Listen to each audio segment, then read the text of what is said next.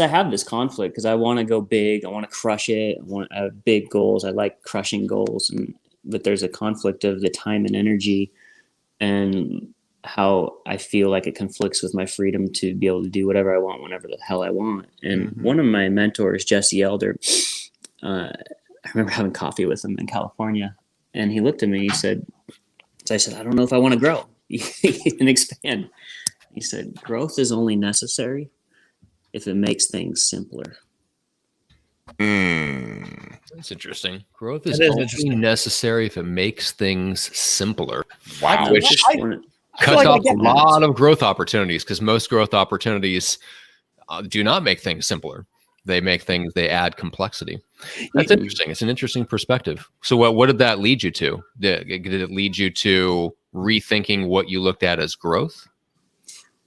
It just, whenever I look at expansion, does it take up more of my mental energy, or does it give me more freedom? Gene, you're going to say something there? Yeah, no, I think I got that. I mean, I really do. Like, I've always been, I was always thinking about that on the other side. It's like when we used to work at the call center, they would always say, there was this lady, Judy, there that was like in her 50s and 60s. And they would say to her, we want you to take on more responsibility, and we want to give you a promotion. And she would say, no, I don't want it. And a lot of the managers would say, we got to do something about it. And I would say, hold on for a second.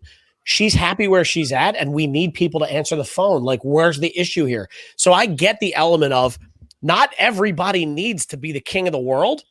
And if you get to a point where you're comfortable and people are talking to you about the growth, if the growth makes things more comfortable for you, then it makes sense for you to grow, as opposed to I'm comfortable here at my ceiling, and if growth causes pain, I'm not interested in it. Like, I totally get that.